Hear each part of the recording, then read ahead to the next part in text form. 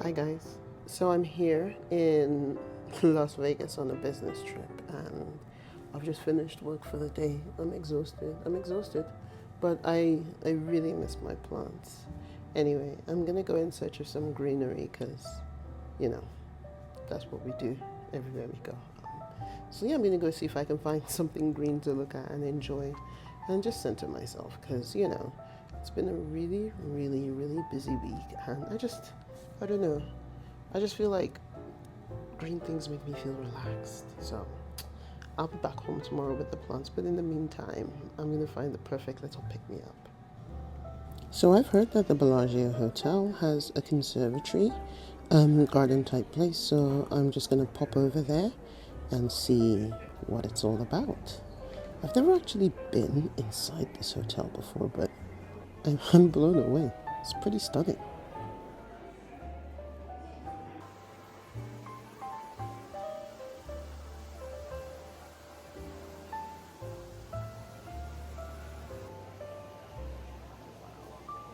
Okay, so I'm here. Holy cow. It is absolutely heaving of people, but I will take some video. So the conservatory theme basically changes with every season and it's decorated for fall right now. Hence all the bright colors, but lots of fiery oranges, lots of beautiful, beautiful tones, deep fall tones, and it's got a bit of a Midsummer Night's Dream vibe. It has to have taken thousands and thousands of people to put this together. It's sort of the perfect combination of flowers and plants and art.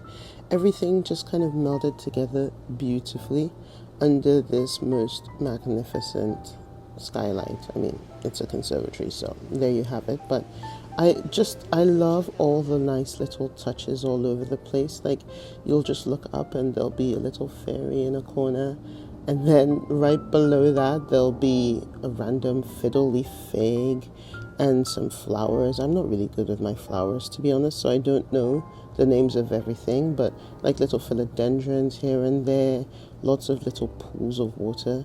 It just has this very, very magical feel about it.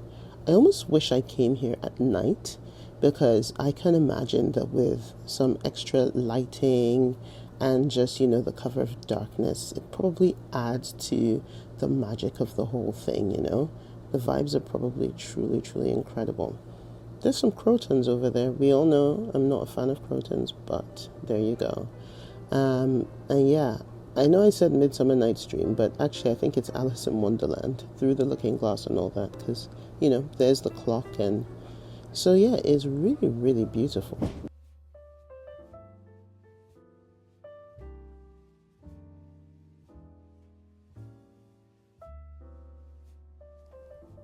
They had lots of pretty gourds as well, which is something that I personally love to see. And then, of course, calathea, which are amazing ground cover plants. And I always see this in conservatories, so I always think, no matter how hard I try to grow these nicely in my home, it's probably destined for failure. But look at these are they called ghost gourds? I think they might be called ghost gourds or something. I don't know. They're white anyway, and I love them. And these are coleus, right? I remember seeing when I first started growing plants, people with these huge coleus bushes, like in their houses, and thinking it might be nice to do that one day. But who's got the space?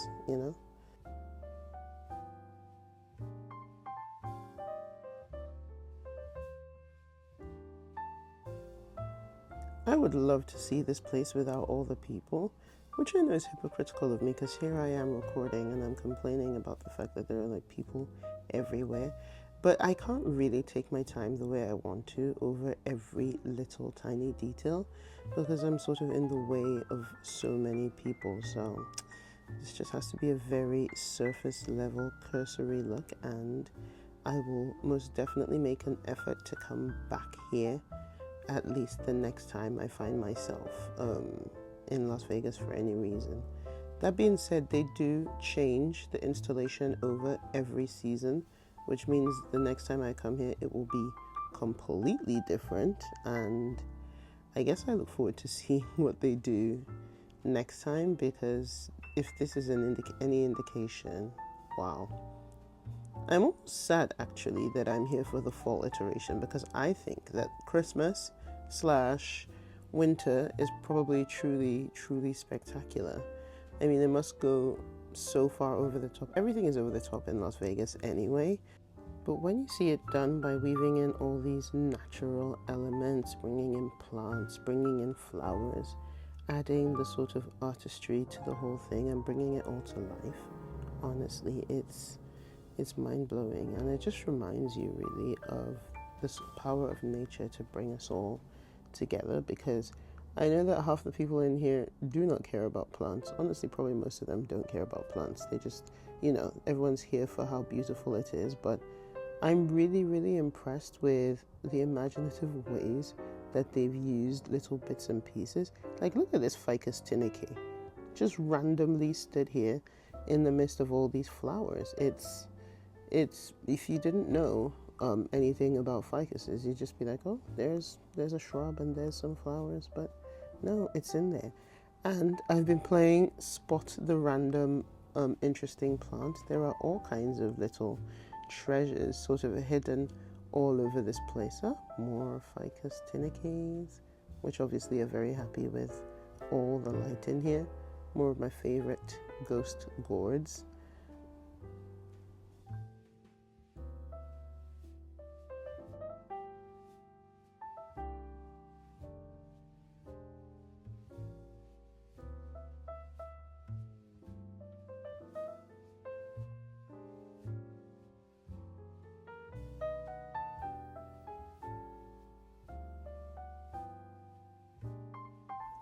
I love how there's like a random little Monstera type constellation just peeking through the ground here, nestled away amongst all those flowers, just happy as Larry.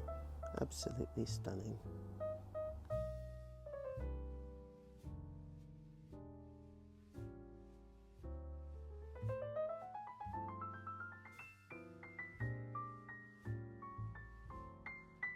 Honestly, it's just so peaceful here. Well, granted, there's a ton of people. Like, I might try to come back here, maybe come back in the morning when there's fewer people, or late at night. I bet it's beautiful late at night as well. It's gorgeous. Worth a try.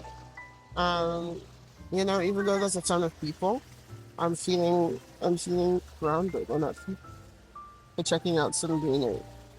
Gonna have a look at more stuff and then go back to my room.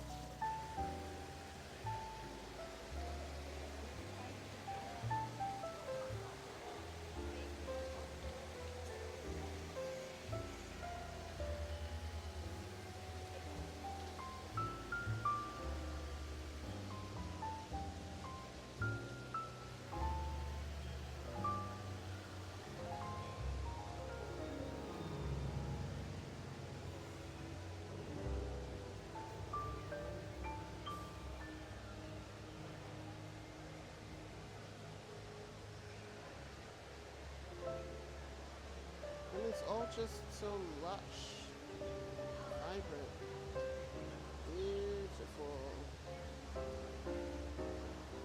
Like lots of ficuses. I'm just blown away, to be honest. I can't believe I've never been here before.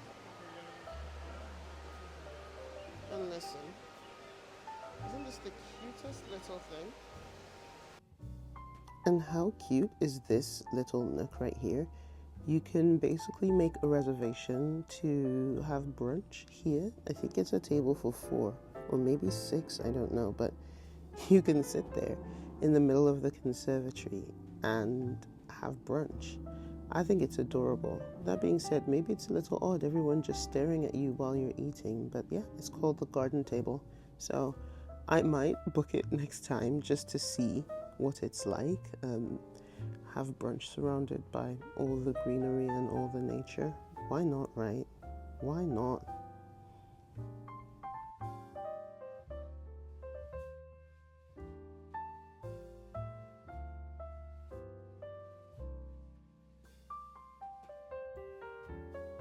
And this has got to be my favorite Monstera constellation in this whole place. It's just nestled in there with the waterfall in the background, right under the bridge, with some crotons off to the side, just setting off the color beautifully. I don't know, I just think it looks really, really fabulous, and I really, really, really enjoy its placement. I'm not sure why, it just tickles me. And I think I'm done here for the day. I think having taken in all the beauty and all the tranquility and serenity that this place has to offer, I'm ready to go back to my room. I'm feeling like my cup has been filled up. All the stress I was feeling has sort of melted away, and honestly, I feel recharged and rejuvenated. There's just something so special about finding a minute to surround yourself with green things. It's just incredible what it does for me as a person. I feel like it just really, really recharges my soul. And I can literally feel all the stress, the anxiety, all really the bad energy of the busyness of the last few days melting away. I can feel myself slowing down. I'm just a lot calmer, a lot more relaxed. And yeah, I truly recommend it, honestly. If you find yourself busy or in the middle of a trip, or if you're in Vegas and you're just sort of surrounded by the chaos, a few minutes just here surrounded by all the greenery, the water, the flowers, everything like that has made a world of difference for me. So if you get a chance, I recommend doing it. It's definitely something that I will try to make some time to do whenever I find myself in this chaotic city, because honestly, it's the perfect remedy for a busy day. Just some moments of calm and peace to center yourself, to ground yourself, really. I love it. I love it here.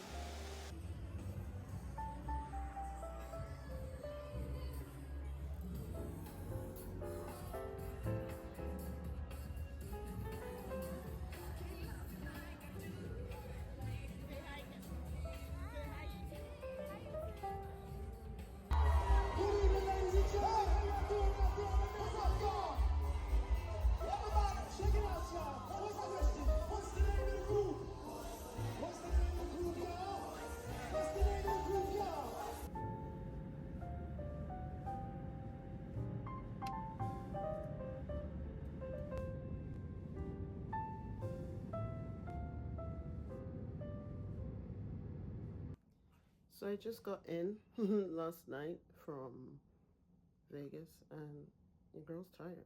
I'm exhausted. The plants look alright. There's not, even though they weren't watered in my absence, they actually look alright. I suppose this is because it's fall. Things aren't drying out as quickly. Like, things are dry, but it's not dire. So I've got a lot of watering and pottering around to do in here. Thought you might like to join me. Before I do that, I'm just gonna run to Target and get some cleaning supplies, and then we'll just have a good old clear out of the space in the living room, shall we?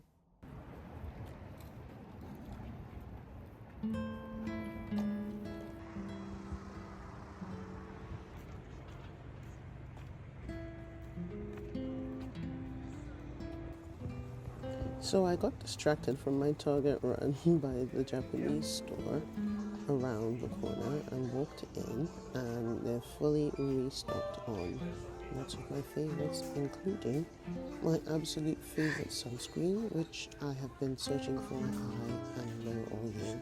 I guess it makes sense, summer's over, so it's out now. Anyway, I'm stocked up on Skin 1004, so boom, I'm feeling happy. And now, off to Target. But actually, I didn't end up going to Target because I remembered that I needed to pop over to the library and return some overdue books. So instead of going to Target, I ran over to the library. This is our library, it's beautiful. And just kind of dropped off some books and did what I always do when I go into this spectacular building. Just sat on the windowsill for a minute. Look at the view from our library. Absolutely incredible. And now I am just headed back home. I always stop off to admire this fiddle-leaf fig in an office building because even though I hate them, this one is pretty spectacular. I think it looks fabulous. Anyway, back in the house now. One thing I've been doing lately is stop trying to make fetch happen when it comes to my plants. This gloriosum has been struggling for ages. It's been through so many pest problems. I mean, it's recovered now, like completely bounced back, but the leaves just look awful, and honestly, I've sort of fallen out of love with crawlers. Like, I think gloriosums are beautiful. I still have one somewhere else in the apartment, but why should I keep this struggler if it doesn't make me happy every time I see it? So I've decided to remove it from this spot because it just isn't working for me. It's not a good ambassador for my plants. I am replacing it with this Forgetii Magnificum hybrid that I pulled out of my bedroom where honestly it wasn't getting enough light. So I think it will be super duper happy in this spot. I think it will, this is a new leaf, so it's still kind of floppy, but as it hardens off, I think it will look really beautiful here. And then there's this baby Lux, which is struggling, and I probably need to have a look at the roots and see what's going on, but it's all good. I decided to change my dress into something a little bit more comfortable, and I'm just going to groom this Anthurium papillilaninum. It's got some crispy edges from the great underwatering of the summer, but actually it's quite a tough plant, so it's really the older leaves that took most of the punishment. The rest of it looks really good still, so I figure if I trim those crispy edges off, it will start looking better, you know. I'm not as good as I used to be at cutting off all the yellow, crispy, bad-looking leaves, but I'm really trying to be a lot more intentional with how I care for the plants, and I'm going to really focus on the thing that drew me to these plants in the first place, the aesthetics of the whole thing. What's the point in having beautiful, velvet, gorgeous leaves if you're not even going to try to make them look good, right? So I'm turning a new page, guys. I'm on a journey to caring for my plants much more intentionally, and I think you'll see the difference. I mean, I do think my plants already look quite beautiful, but they could be better. So yeah, I'm hoping to do a lot of that. Look at it. It looks so much better without any of the crispies. So I'm going to be doing this for quite a few of my plants going forward, but today I just did this one, and I have, I think, another one in the corner that I'm also going to try to do now that I see just how good this one looks. First, we've got to tidy up the couch cushions. Honestly, I probably do this like 20 times a day. Story of my life with these kids, honestly. Story of my life.